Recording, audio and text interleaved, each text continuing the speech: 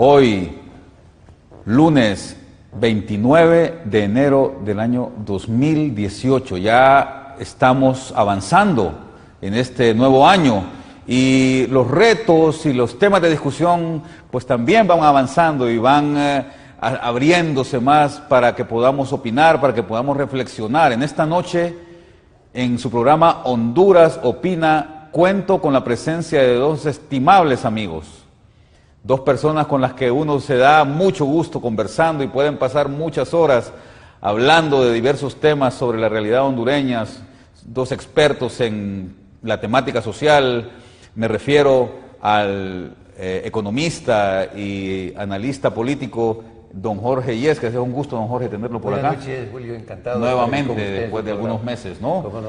Y nuevamente nos acompaña, hoy ya se va haciendo de la casa, ¿no? Don Alan Fajardo, el sociólogo, profesor universitario y persona también, al igual que don Jorge, con gran experiencia en el análisis político y sobre todo en ver la realidad hondureña con una óptica que está enriquecida, adosada por la rigurosidad académica, pero además con un gran sentido de realismo.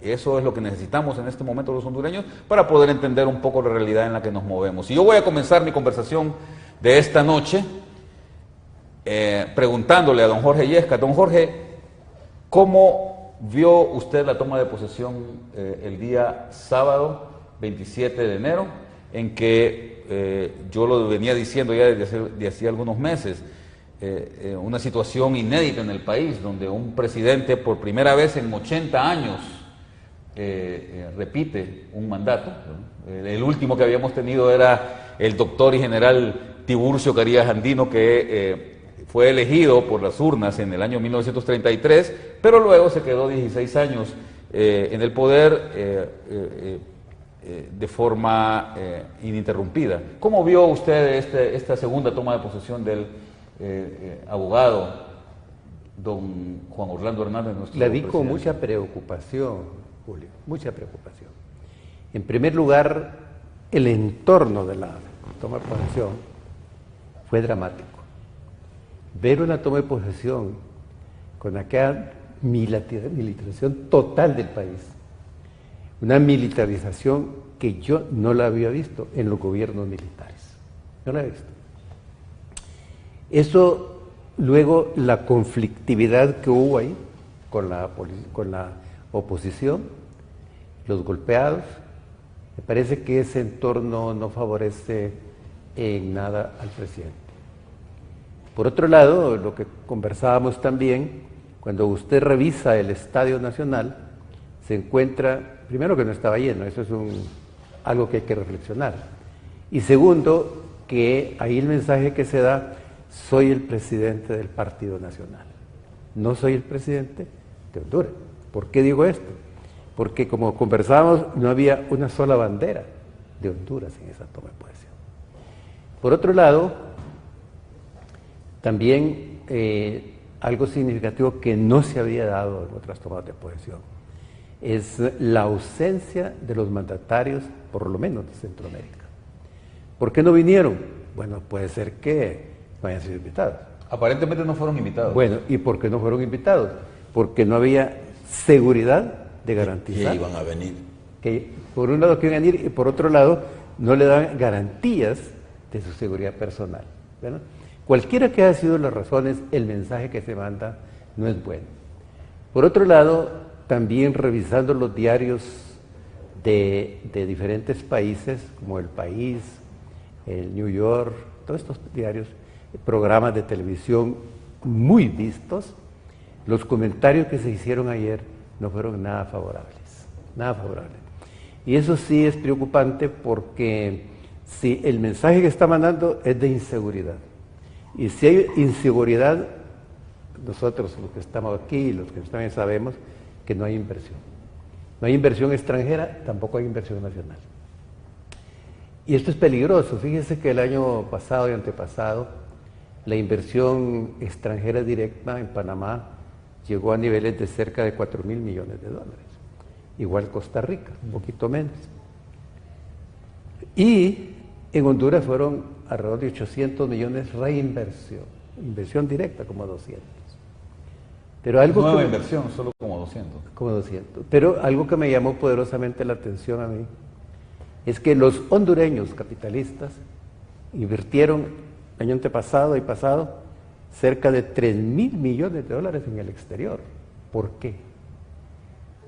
Varias explicaciones, pero una es que hay inseguridad jurídica. O sea, don Jorge, que la inversión extranjera directa neta del país es negativa. Negativa. Pero la inversión del capitalista, para mí esto es algo realmente dramático. Por eso, a eso me refiero, que Ajá, si usted suma correcto, la sí, inversión sí. extranjera que entra al país Sí, y le resta la inversión sale, que sale, es negativa. es negativa para el país, eso es grave. ¿Pero por qué es eso? Por la inseguridad jurídica. Porque cuando un empresario puede tener un conflicto jurídico, eso no se va a resolver de conformidad con la ley, sino de conformidad con intereses políticos. ¿Quién tiene el padrino político? Y eso es grave para el capital. Pero también hay algo que es preocupante.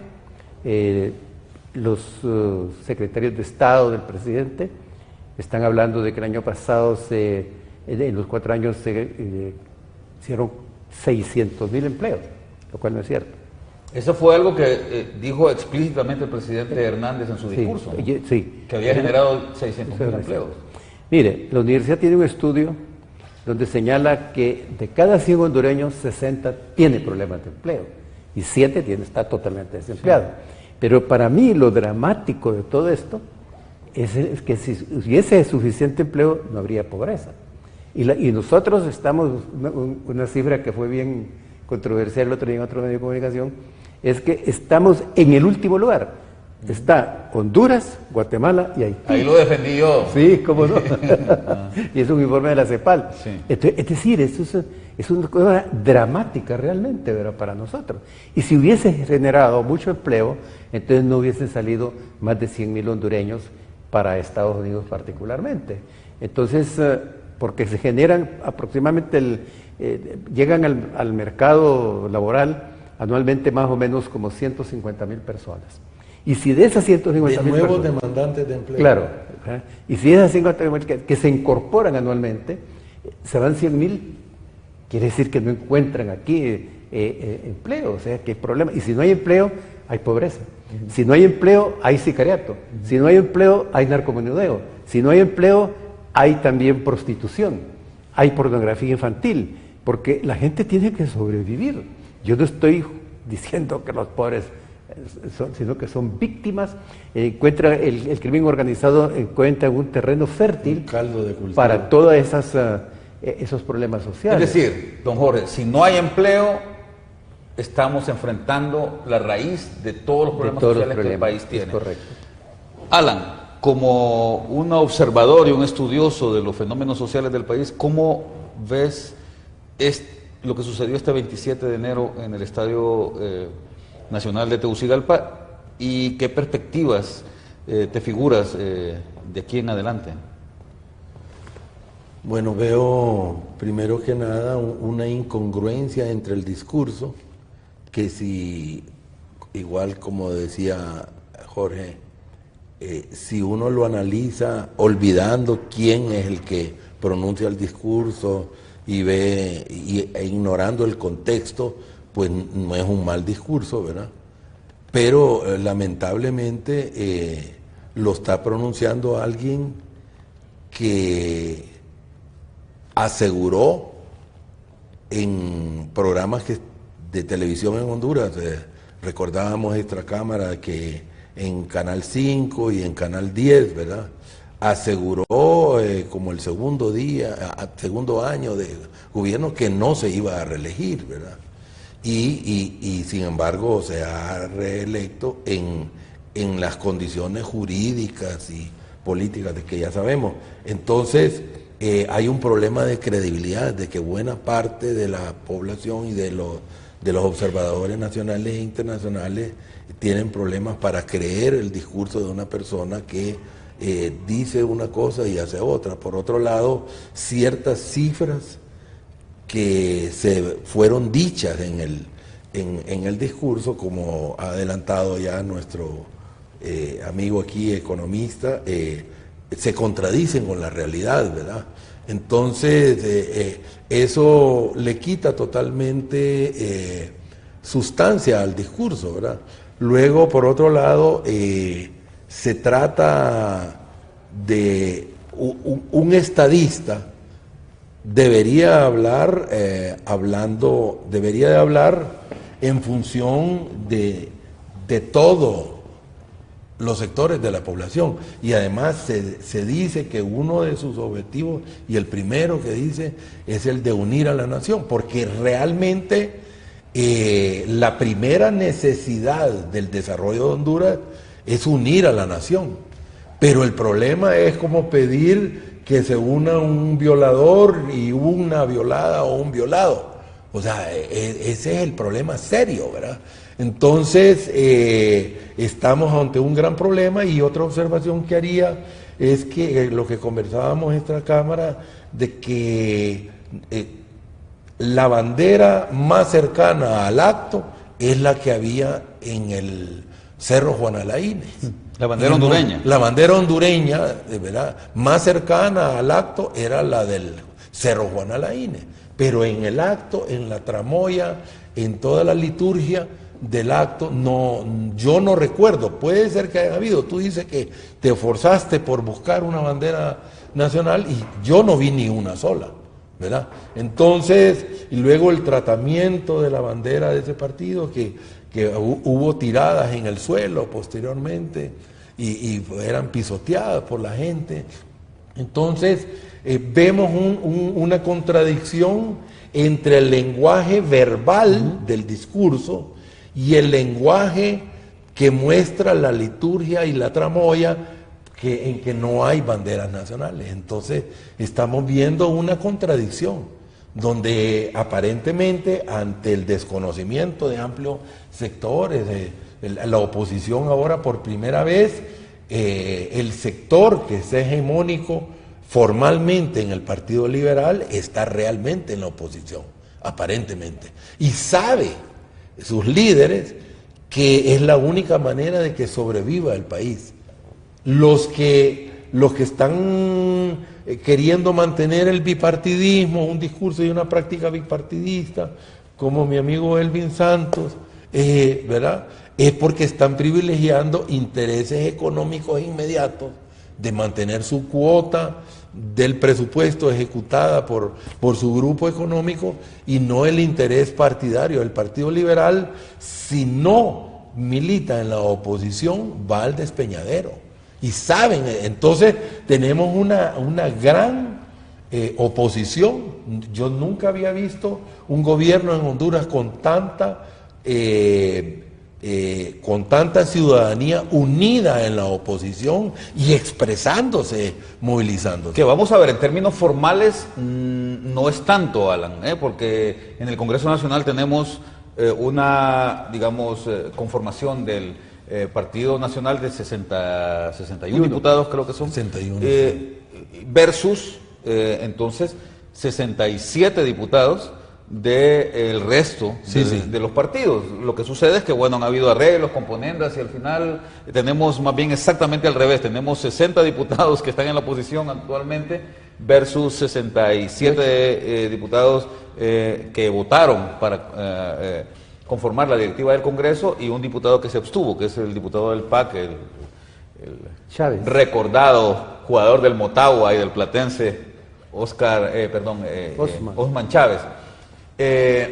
Y el número mágico es 65, ¿verdad? 65 es lo que conforma una mayoría simple, ¿no? Ahora, pero diseccionando un poco el discurso del presidente Hernández, mayoría absoluta, perdón. Don Jorge Yescas me decía cómo lo vio, bueno, yo le daba mi punto de vista. Hubo tres elementos fundamentales en este discurso, don Jorge. Primero, y en eso yo concuerdo con el presidente Hernández, unificar al país.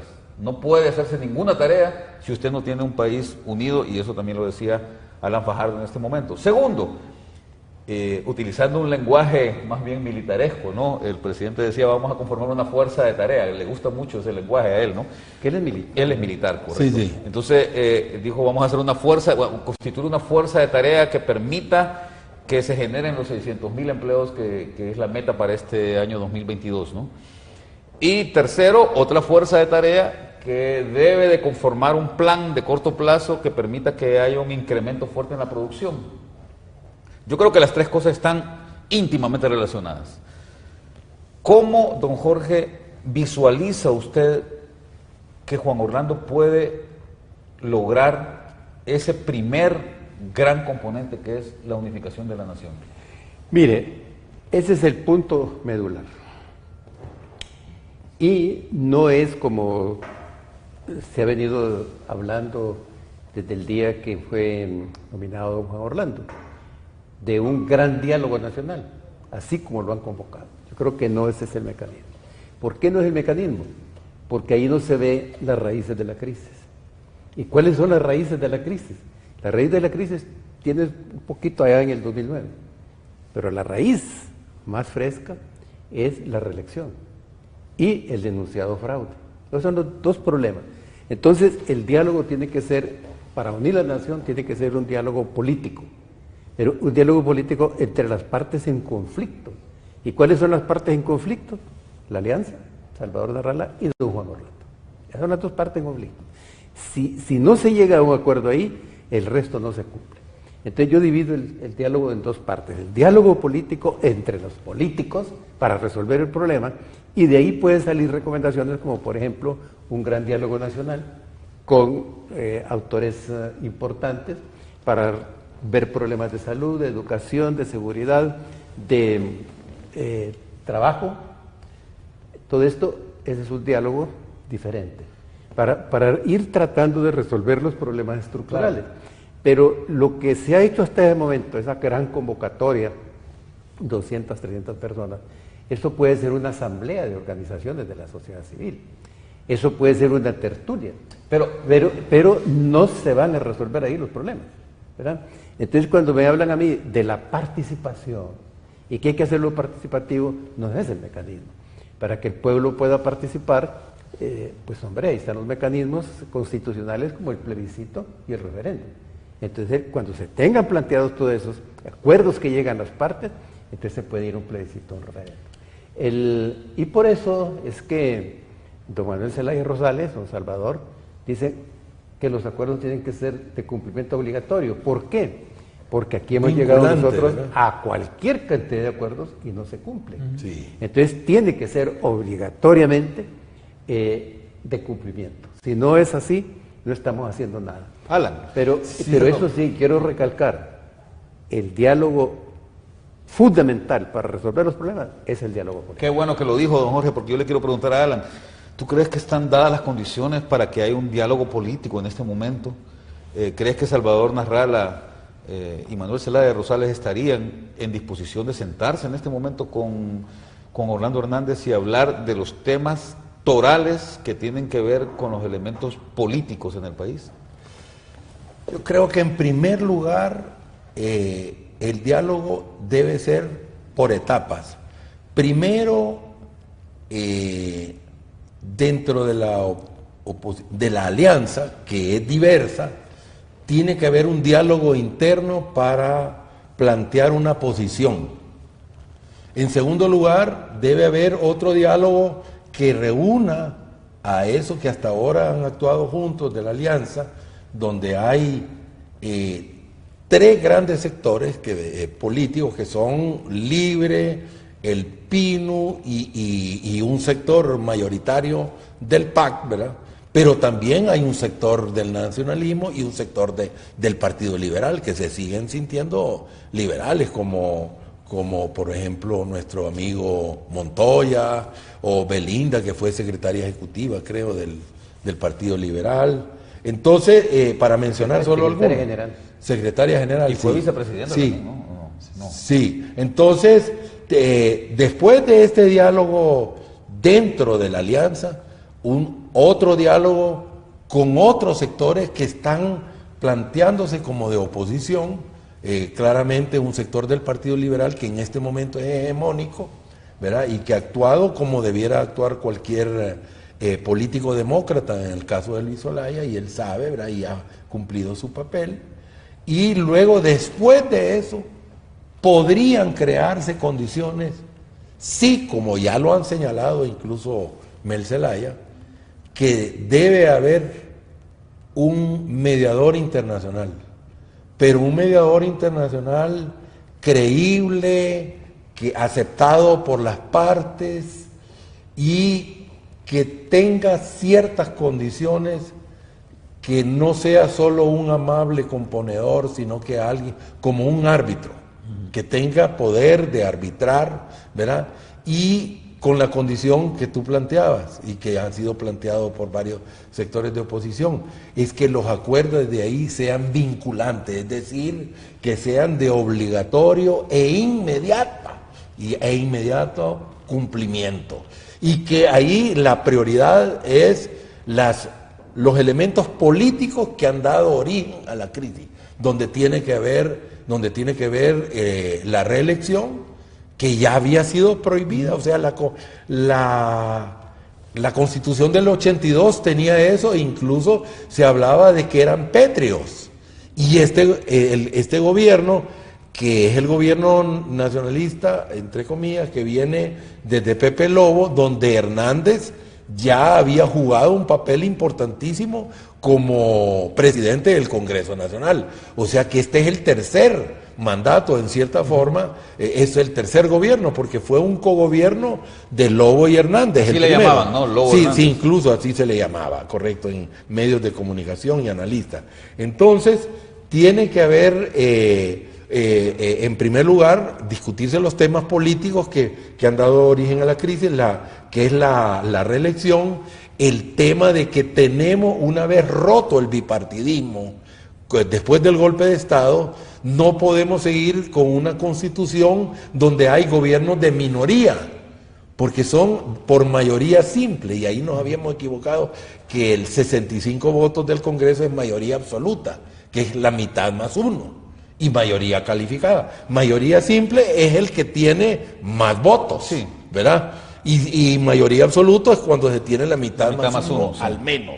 Sí. Entonces, tenemos que crear gobiernos de mayoría que tengan, por lo menos, para tener legitimidad política, tienen que tener legitimidad en cuanto al número de votos, ¿verdad? Y eso se logra con la mitad más uno. Entonces tiene que haber una segunda vuelta. Esa es una discusión bastante larga. Sí. Hay países en donde no existe esta situación, como México, por ejemplo. En México no hay segunda vuelta. Y es un país pero que viene del monopartidismo. Y la Constitución. Sí, pero en este momento hay 3 partidos con posibilidades de ganar en México, igual que en Honduras. Y sin embargo no hay, y no han hecho reformas en México para que haya segunda vuelta. Pero México no es un referente y una escuela democrática. Pero sí, son temas que se pueden discutir posteriormente. Don Jorge, la misma pregunta. ¿Usted cree que, dada esa premisa que ha sido edulcorada mucho por la oposición, cuando Salvador Narrala ha sido tajante y ha dicho que él no se va a sentar a dialogar con Juan Orlando porque Juan Orlando lo llame, ¿usted cree que están dadas las condiciones en este momento? Le voy a explicar. Yo soy miembro de la comisión del grupo proponente, y hemos tenido reunión con Luis Zelaya, con Mel Zelaya y Salvador. Hemos tenido reunión con don Juan Orlando. Don Juan Orlando dice: yo estoy de acuerdo con el diálogo, y también él no tiene candidato, es decir, este es el intermediario que necesita. Dice: pueden poner, ustedes quieren a Nicolás Maduro, dice, yo lo voy a aceptar. Donde ya hoy expresó Eval Díaz que el presidente está de acuerdo en que el diálogo sea de cumplimiento obligatorio. Esa es una condición que tiene don Manuel Zelaya y don Salvador Narrala, que tiene que ser de cumplimiento obligatorio. Sí. Eso es un paso adelante. Sí. Ahora, el otro problema es que don Manuel Zelaya señala efectivamente que para llegar a ese diálogo tiene que haber ese mediador, y previo a eso tiene que salir un decreto donde dice que todos los acuerdos se van a cumplir. ¿Cuáles son los acuerdos? No sabemos. Y con un calendario de cumplimiento. Sí, también, eso ¿no? también se hace, y eso fue bien claro. Mel dijo, hay que tener una calendarización, esto se va a hacer en tal fecha y tiene que irse cumpliendo. La otra cosa es que los que Naciones Unidas está proponiendo en este momento como posibles candidatos para intermediarios es Vinicio Cerezo, expresidente de Guatemala, Sí. Martín Y uno de Torrijos, los autores intelectuales de los... Torrijos, expresidente PRD de de Panamá, y Catalina Soberanis. Catalina Soberanis es una funcionaria de Naciones Unidas en Guatemala, tiene 15 años de estar con el PNUD y además fue presidenta del Congreso en Guatemala. Ella es una mujer, yo la conozco a Catalina, es una mujer política que goza de mucho prestigio en Guatemala, bastante prestigio en Guatemala. Mire que en Guatemala están bien desprestigiados los políticos. Sí, pero Catalina se ha mantenido, ¿verdad? Bueno, 15 años de estar metida en el PNUD. Esos tres, entonces, don Manuel Zelaya y don Salvador, tienen que escoger uno de esos. Fíjense lo que digo, don Manuel Zelaya y don Salvador. Porque aquí hay un problema, hay un sector que dice, bueno, ¿qué tiene que hacer el Partido Liberal ahí? Si el problema está con la alianza. El Partido Liberal perdió, quedó en tercer lugar, muy bajo. Dice, no tiene nada que hacer ahí. Es un sector que dice eso será ya un tema que tiene que discutirse en el momento que venga la comisión exploradora. La comisión exploradora viene, ¿verdad?, y hace un análisis de cómo está la situación, cuál es el entorno, qué posibilidades de diálogo hay, quiénes son los participantes en el diálogo, hace todo un planteamiento para ver el financiamiento para este trabajo, tiene que ver la calendarización, ¿verdad?, tiene que seleccionar a los expertos que van a participar con los dialogantes. Entonces es un trabajo técnico que se va a hacer. Naciones Unidas cuenta con un equipo de personas que son expertos en diálogo, porque el diálogo no es que lo va a dirigir cualquier persona. Sí. Es un arte, es una profesión. Es una profesión. Es una profesión. Yo pertenezco al grupo de diálogo de ciudadanía activa y hemos participado, como por ejemplo con los que estuvieron en el diálogo de Guatemala para los acuerdos de paz, en El Salvador, en Argentina, en África. Entonces hay expertos que se dedican a eso, a organizar los diálogos, a conducir los diálogos. Personas así como Vinicio, por ejemplo, vienen, ¿verdad?, y entonces ellos platican con él, platican con Juan Orlando y van buscando esa convergencia. Claro. Hasta encontrarlo. Porque es lógico, ¿verdad? Si la oposición no reconoce a Juan Orlando como presidente de la República porque considera que es un presidente ilegítimo por dos razones. Uno, porque la Constitución vigente no lo permite. Y dos, porque se alega un fraude. ¿Okay? Entonces yo creo que eso es lógico. Y los diálogos no se hacen rápido. No es cuestión de sentémonos porque ahí... Ya mañana salimos del acuerdo. No. Esto es un proceso. Yo he señalado que en un diálogo puede haber una caída. En Guatemala los acuerdos de paz no se hicieron de un golpe de porrazo. Sí. Hubo momentos en que parecía que aquello no se iba a arreglar. Y algo más importante, la situación de Guatemala es diferente de Honduras. Claro. Porque allá iban los guerrilleros con sus máquinas, sus ametralladoras en mano. Y no había manera de quitárselas, porque claro, estaban ahí con el ejército. Entonces las ponían abajo. Entonces, y poco a poco fue una distensión, claro, hasta que llegaron al acuerdo. Aquí no estamos en esas condiciones, pero es lógico pensar que la oposición no quiera sentarse con Juan Orlando porque lo considera que no es su presidente.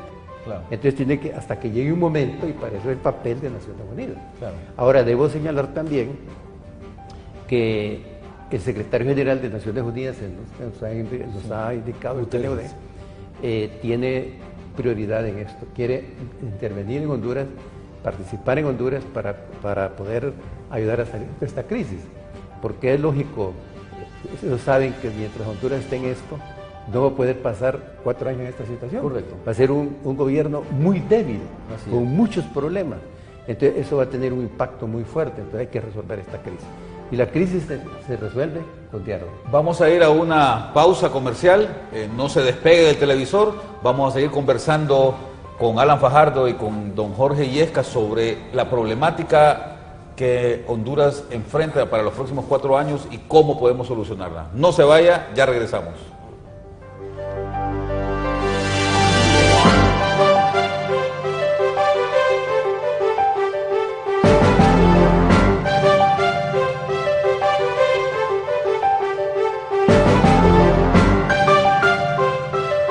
¿Quieres llenar el tanque de tu automóvil y sentir full tranquilidad? ¿O quieres invitar a toda tu familia a comer? Ir a la farmacia por lo que te recetó el médico. O si quieres hacer la compra del súper, más súper, para lo que quieras. Con tu tarjeta de financiamiento Azteca Plus. ¡Sí puedes! Tener hasta 21 días para pagar de contado y 0 costo de membresía. Úsala hoy. Solicítala en cualquiera de nuestras agencias a nivel nacional. Banco Azteca. Sueñas, decides, logras. A cada quien su santo. Es nuestro hijo. Volvió. Cambios que llegan a tu vida. Calladitos se ven más bonitos. Motivados por la fe y la esperanza. Sin el depósito. Dios mío, ¿qué vamos a hacer? Rezar. Siempre habrá una salida si mantienes la fe. Veo todo. Dios mío, pero qué hermosa eres. A cada quien su santo. De lunes a viernes a las 2 de la tarde. Este regreso a clases con Banco Azteca lo único que comprarás son los útiles.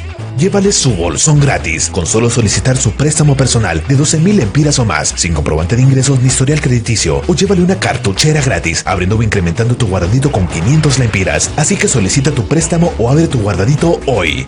Banco Azteca, sueñas, decides, logras.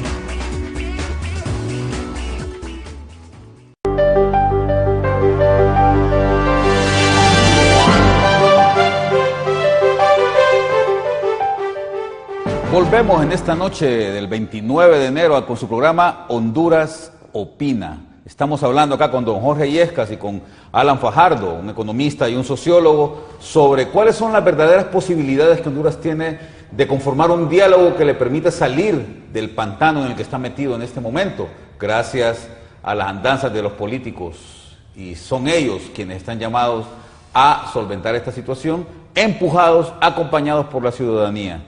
Hablábamos en el bloque previo de las condiciones que están dándose para que este diálogo se genere, y a don Jorge Illescas nos ilustraba de qué es lo que se está haciendo desde la plataforma convocante para lograr que las fuerzas que se están oponiendo en este momento y que tienen al país sumidos en esta crisis puedan sentarse, conversar, y cuáles son los elementos fundamentales y la agenda mínima para que este diálogo se dé.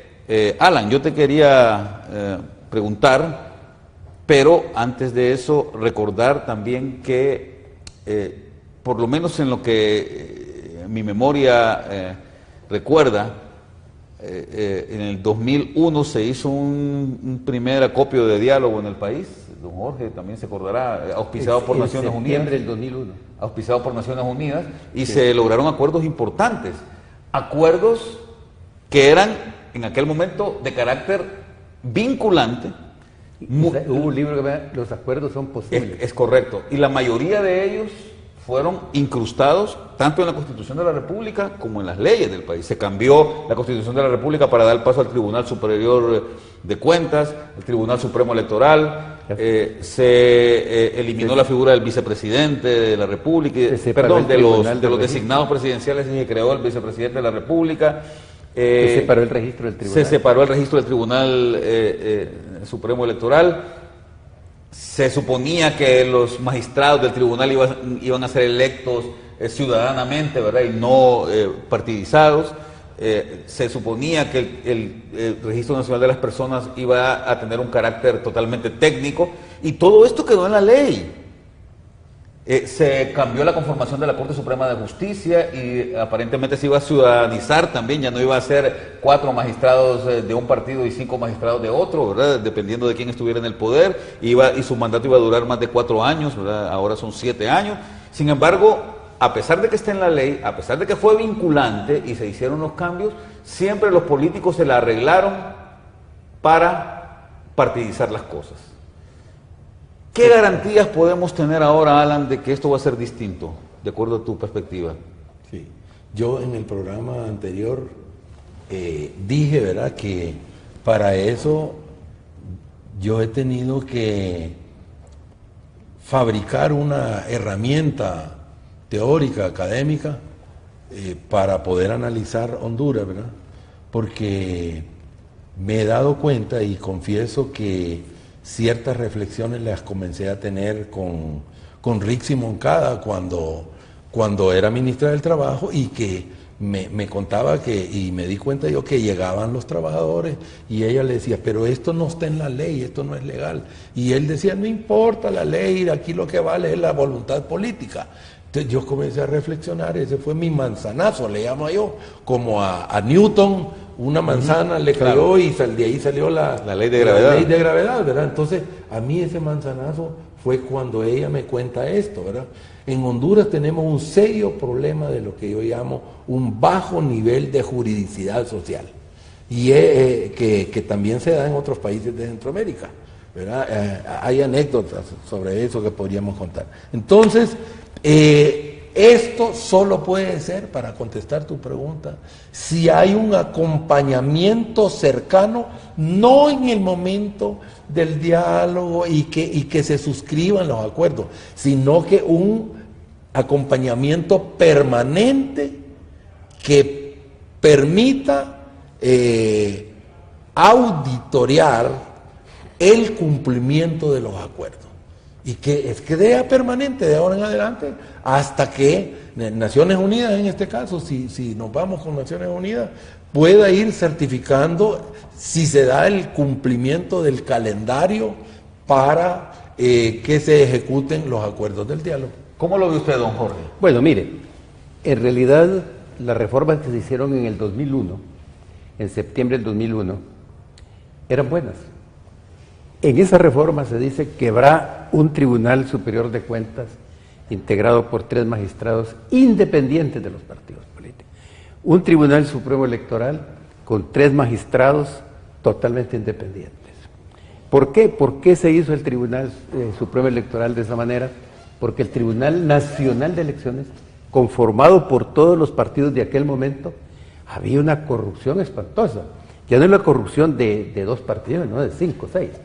Entonces, pues, para superar aquella crisis que había, se creó ese Tribunal Superior Supremo Electoral. La separación del registro del tribunal, la comisión proponente para el Ministerio Público, correcto, la comisión nominadora para la Corte Suprema, correcto, de Justicia, con magistrados también independientes del sectarismo político. ¿Qué pasó? Y se lo digo con conocimiento de causa. Yo era miembro del Central Ejecutivo del Partido Liberal. Cuando se trató eso, entonces hubo problemas con los partidos. Dijeron, antes de que la ley llegue al Congreso, aprobar eso. Entonces tenemos que ponernos de acuerdo. Y voy a mencionar un nombre porque es la realidad y está firmado. Arturo Corrales dijo, eso no puede ser así. Entonces, aquella crisis que estaba, hubo una reunión en una casa allá en el Atí, y es tremendo lo que dice ahí el documento. Para el fortalecimiento de la democracia, para garantizar la transparencia, combatir la corrupción, tremendo párrafo.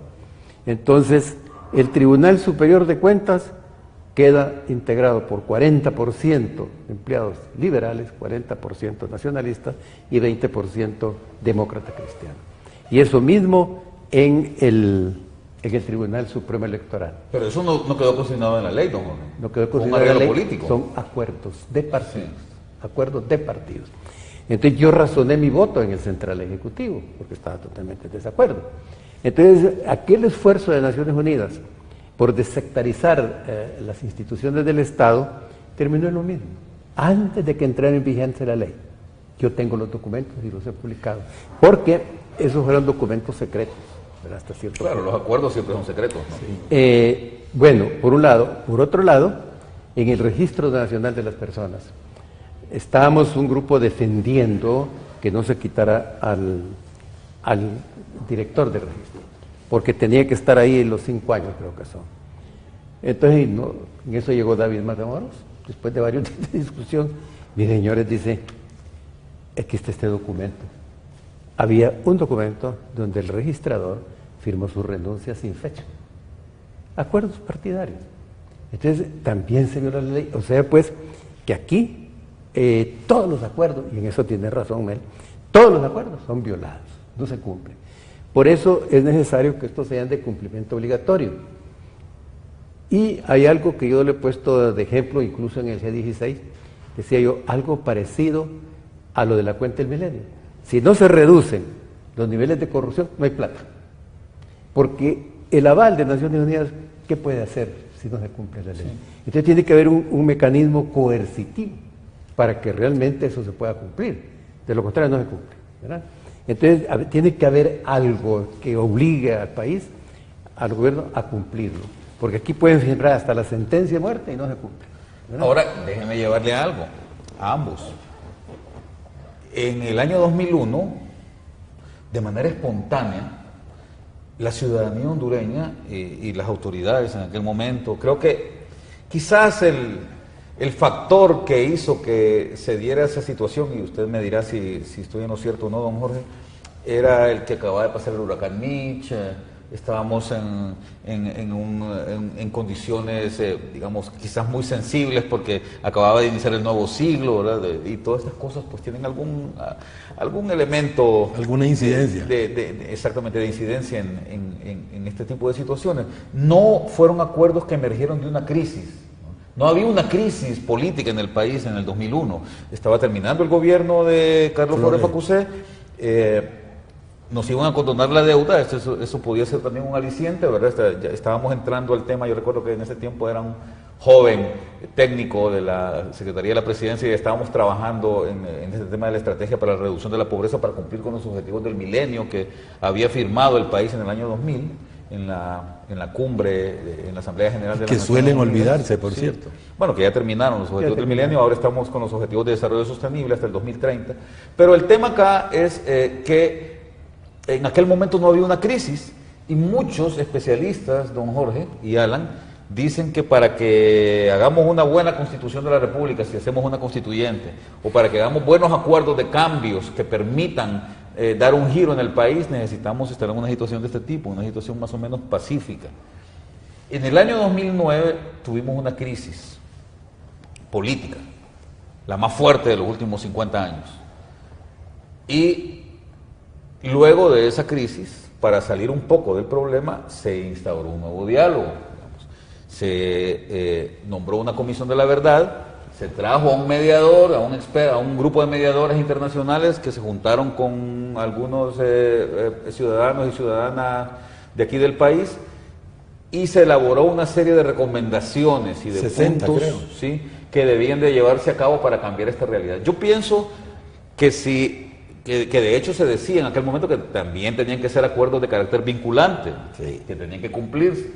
Ya cumplió. Y la verdad es que recuerdo que se nombró a la abogada Ana Pineda, a la sazón ministra de Derechos Humanos, para que instaurara ella y se encargara de darle seguimiento, a propósito de lo que tú decías, Alan, de que tiene que haber una comisión de seguimiento a todos estos acuerdos que se den. Muchos de los acuerdos de la comisión o de las recomendaciones de la Comisión de la Verdad se llevaron a cabo, se instauraron en la ley, se metieron a las disposiciones y fueron caminando, pero ninguno se cumplió. ¿Qué nos puede hacer creer, Alan, que bajo estas condiciones en las que nos encontramos actualmente en el país, llegar a acuerdos en el marco de un diálogo nacional, estos se puedan cumplir? Bueno, ya lo esbozó Jorge, creo yo, y hay que terminar de redondear la idea. Yo concuerdo en que por el bajo nivel de juridicidad social y sobre todo en lo que vemos en la élite política, que no estoy de acuerdo con el concepto de clase política, porque la élite política está en relación a la estructura de clase.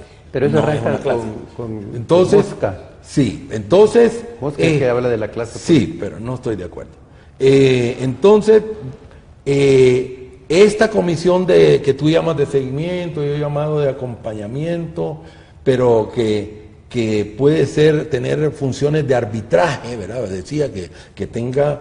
esta comisión debe tener lo que se dice en lenguaje popular hondureño, dientes, colmillo.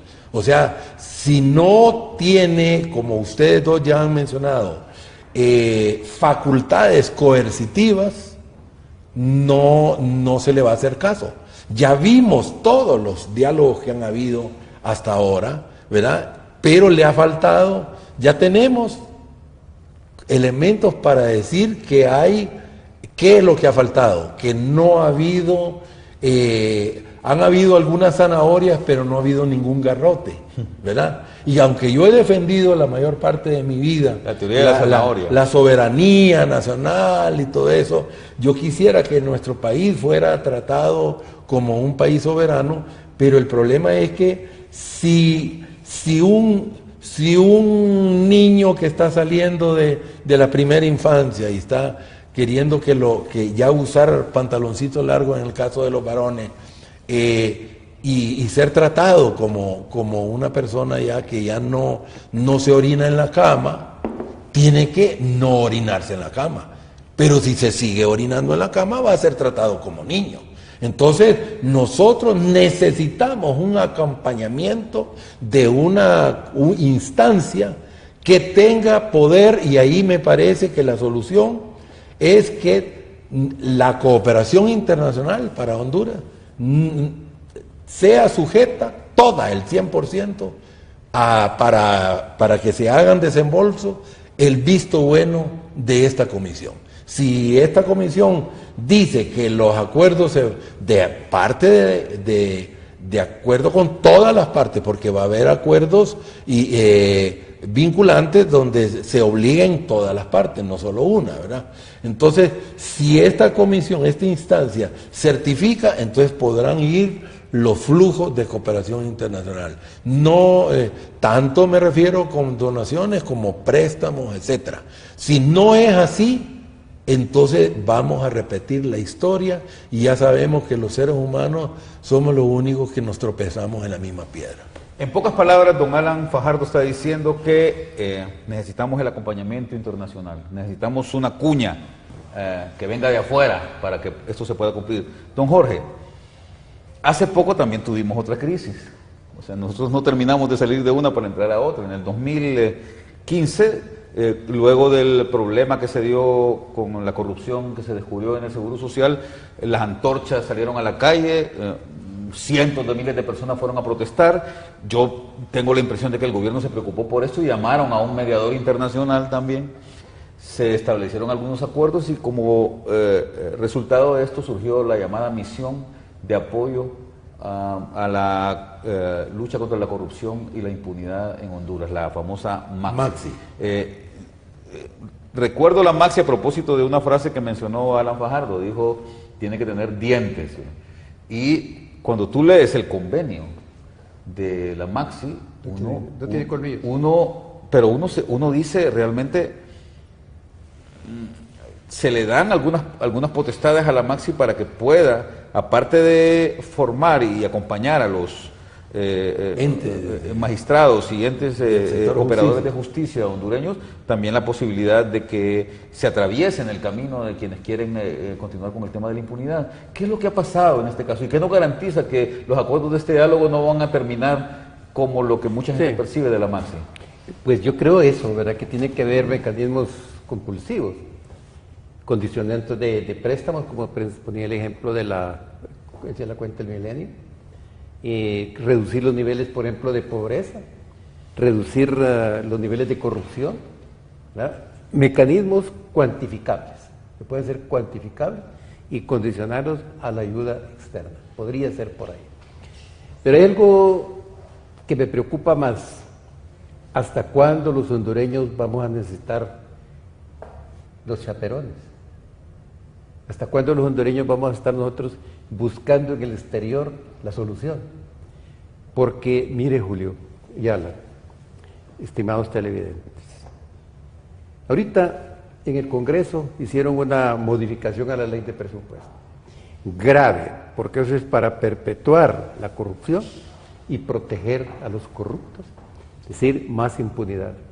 Yo me pregunto, ¿a dónde está el pueblo hondureño? No está. La MAXI, digamos, los indignados lograron mover gente, Es cierto que sean los indignados. La masa de ahí era de los partidos políticos. Aquí en Honduras los que mueven al pueblo son los partidos. Pero me da la impresión, don Jorge, que pero los trascendió, los trascendió. Es decir, es una de las primeras veces y la vez en que más visiblemente ha habido un movimiento ciudadano. Yo concuerdo contigo, en cierto momento intentaron algunos líderes de ese movimiento ciudadano prescindir de los partidos políticos y entonces hubo un bajón. Yo estoy bastante cerca. Sí. Mire, los indignados surgen no por el Seguro Social. Ellos convocan a una protesta por la reelección. Entonces, ¿y cuántas personas llegaron? Pocas, muy pocas, 15, 20. Y ahí se conocen los muchachos. Pero cuando sale lo del Seguro Social, quien arranca lo del Seguro Social es Beatriz Valle, que pone unas candelas allá en el Seguro. Y de ahí comienza a tomar trata fuerza. de hacer a usanza de los movimientos indignados de Europa. Primavera árabe. De la primavera pero y todo entonces de eso. ahí comienza el tema del Seguro Social. Sí. Y se logra Beatriz reunir Valle fue clave. pero es la masa de los partidos liberal y libre los que están ahí en más de un 90%. Sí. Cuando hay críticas que andan haciendo los Y políticos, de PAC también. Que andan haciendo los políticos ahí, que no deben estar ahí, los políticos se retiran y se retira la gente. Sí. ¿Ok?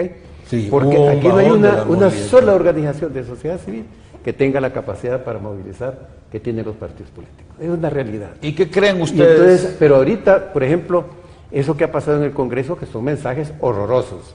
Al instalarse el Congreso, nombran la Junta Directiva, no le dan la palabra a la oposición, tumbaron y se acabó. Eso es un buen mensaje. Sí. Ese mensaje horroroso de la modificación de la ley del presupuesto. Y luego, eso es como para que la gente estuviese en las calles. Y luego la forma en que se hace, en que lo que se aprueba es una cosa Entonces y lo tenemos, que se publica en la Gaceta es otra. Entonces, luego ninguno de los tres es jurista, pero una ley temporal, que es la ley del presupuesto anual, no puede, según la jerarquización de la norma, estar por encima de la ley específica sobre eso es bien importante aclararlo, porque es una ley temporal, es cierto, la ley del presupuesto, pero que modifica una ley orgánica. Exacto, y eso no puede ser. Eso tendría que ser aparte una reforma de la ley orgánica del presupuesto. Permita, mira. Y toca cosas constitucionales. Permíteme, modere. Dejemos a ver que don Jorge nos termine de explicar su idea y luego... El problema de esa reforma a la ley, que no es correcta, tiene otro componente. La comisión de dictamen. Yo vi el documento de la comisión de dictamen. Ahí no está esa reforma. Sí. Entonces, cuando ya están en el último momento, es que aparece ya en el presupuesto la reforma. Sí. Pero no fue conocida. Y hay diputados que se ven sorprendidos. Bueno, y luego también lo que denunció Jiménez Mayor, que dice que hubo un cambio entre lo que se aprobó en el Congreso y lo que se leyó ahí y lo que salió en la Gaceta. Y eso fue de última hora. Yo creo que estos elementos, pero aquí el tema que yo quiero retrotraer es lo que estaba explicando don Jorge, Alan. Al comienzo, que decía dónde está la sociedad civil en todo esto y cómo podemos hacer o cómo se puede hacer para movilizar o para constituir un movimiento ciudadano sin que éste sea partidizado, o es imposible. Yo creo que el movimiento de indignados demostró que sí es posible un movimiento ciudadano más allá del partidismo, pero como decía muy bien Jorge, no puede ser al margen de los partidos políticos, ¿verdad? Pero sí puede haber una iniciativa ciudadana más allá de los partidos políticos que movilice, pero va a tener que contar con la participación de gente que sí milita o es simpatizante de algún partido. Fíjate que los muchachos indignados eran miembros de partido, o son miembros de partido. Gabrielita iba con el PAC como diputado. Paul Cepeda como diputado del Partido Liberal. ¿Verdad? Sí. Todos iban en los puestos de candidatos porque son militantes de los partidos. No nos engañemos. Lo cual no es ilegítimo. Sí, pero no eran tan activos. Pero lo que yo estoy señalando es que la movilización tiene que hacer los partidos. Porque no hay una sola organización de sociedad civil que te pueda movilizar. Sí. Y muchísimas organizaciones de sociedad civil están cooptadas por el gobierno. Claro. Vamos a ir cerrando el programa ya porque tenemos poco tiempo. Yo voy a hacerles una pregunta a cada uno para que me la respondan en un minuto.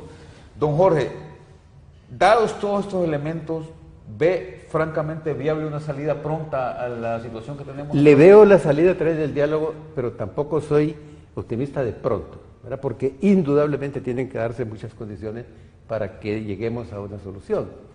Y el gobierno tendrá que ceder mucho de lo que tiene que pagar. Y también la otra parte. Entonces, eso no es fácil. Y yo le decía a los compañeros, miren, en estos diálogos hay caídas. Comienza el diálogo, de repente se cae. Por ejemplo, en Guatemala muchas veces parecía que ya no había acuerdos y se dieron los acuerdos. En Colombia con las FARC parecía que eso ya no era posible y se dieron los acuerdos. Entonces, estos son etapas. Entonces, yo creo que indudablemente si los que están dialogando son verdaderamente hondureños, porque de lo contrario, si no llegamos a ese acuerdo, Honduras no tiene estabilidad. Y si no hay estabilidad, tiene todas las consecuencias que ya hemos hablado aquí en este programa. Es correcto. Alan, ¿qué piensas tú al respecto? Pienso que si se dan las precondiciones sobre las cuales parece que hemos construido un consenso aquí y hay voluntad seria de parte del gobierno del Partido Nacional de que tenga las condiciones que hemos hablado, de que haya acuerdos vinculantes, de que se le dé prioridad a los temas políticos, torales que están en el origen del conflicto, y si aceptamos la tradición china de que en toda crisis no solo hay peligro, sino que también oportunidad, que estamos ante la oportunidad de hacer un parteaguas en la historia del país, pero con las condiciones que hemos dicho, acuerdos vinculantes y que haya una comisión externa no temporal, sino que permanente hasta que las partes unánimemente digan que ya no es necesario, y que tenga colmillos, que tenga dientes y que pueda tener elementos coercitivos que haga que que los acuerdos vinculantes se cumplan. Listo. Alan, muchas gracias por acompañarnos nuevamente. Don Jorge. Bueno, Julio, encantado de saludarlo. Muchas gracias. Estar con ustedes nuevamente acá. Y a ustedes, amigos, les invitamos nuevamente para que el próximo lunes nos sintonicen en su programa Honduras Opina. Tengan todos muy buenas noches y síganla pasando bien con Televisión Azteca.